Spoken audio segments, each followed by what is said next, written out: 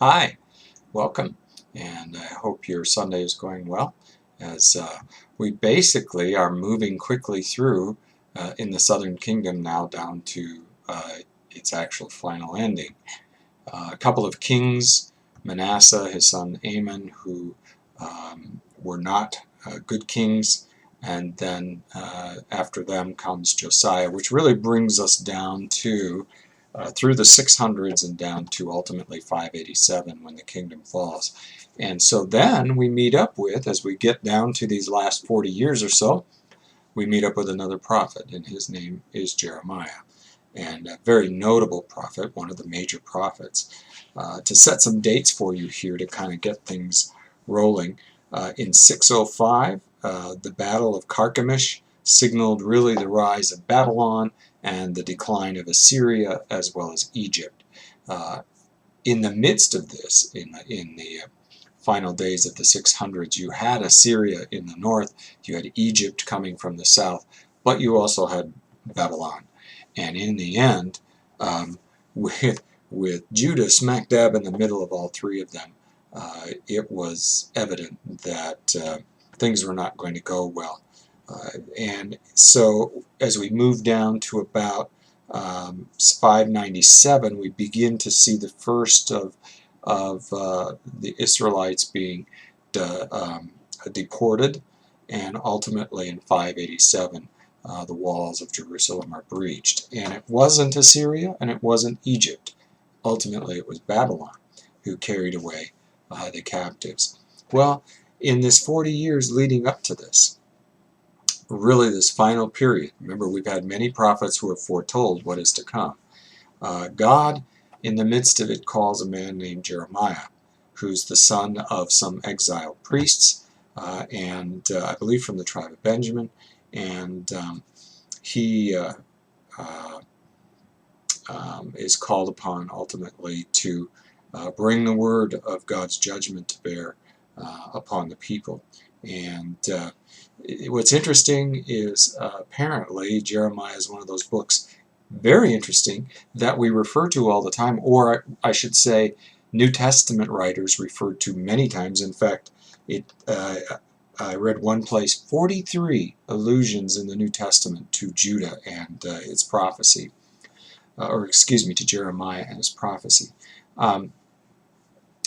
In the midst of that, those scholars are bedeviled by the fact that this book defies kind of understanding. It's not chronological, so you don't read Jeremiah 1 to the end and move from one end to the other time-wise, nor is it necessarily topical, with all of the topics fitting neatly into categories. Rather, probably the only way to unify this book and to look at it is to generate a theme which basically says obedience to God is the only way ultimately to prosper and to avoid judgment. That's the one unifying theme that finds its thread all the way through this book. And so we have the words of the prophet here today. We begin with the first couple of chapters, and Jeremiah speaks about his calling before God. What's interesting is you'll notice in chapter 1, verse 5, a very famous phrase regarding before you were born, I formed you in the womb. You'll recognize that as certainly being a defense of the pro-life people against abortion. And there are actually four things there, though, that God speaks of to Jeremiah in his call. One is, I formed you.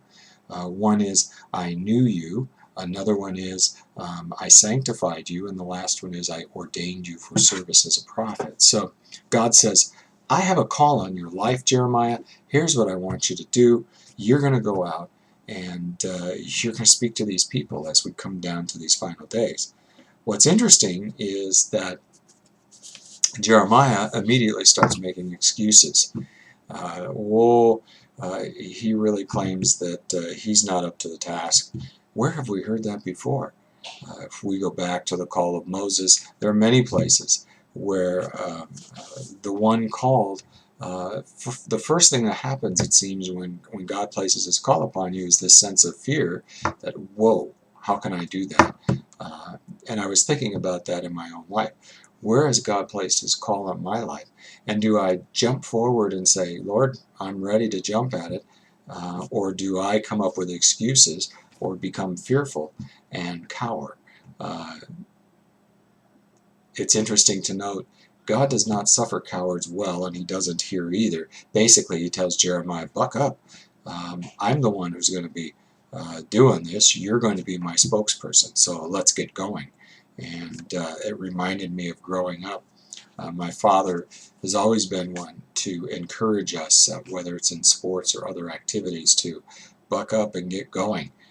Even many times when we would get hurt in basketball or baseball or something, he would be there to say, it's okay, you'll be all right. Just keep going.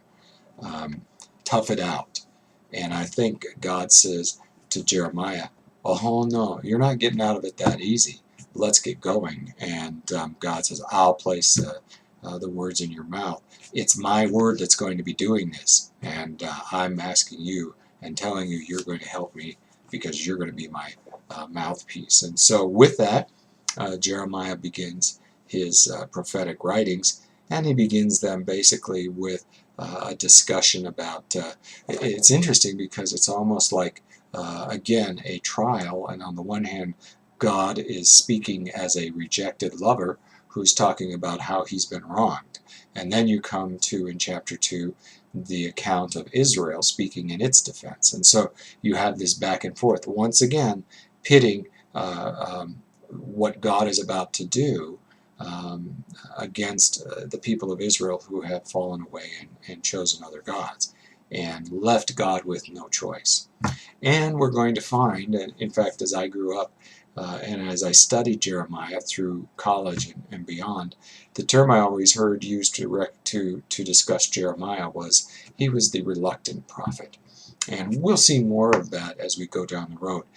It was a terrible burden. And thankfully, he was a faithful servant because he was asked to speak these words of judgment to his friends and neighbors, many of whom did not receive the news well. And though he was punished many times, God said, nope, I want you to go out there and do it again.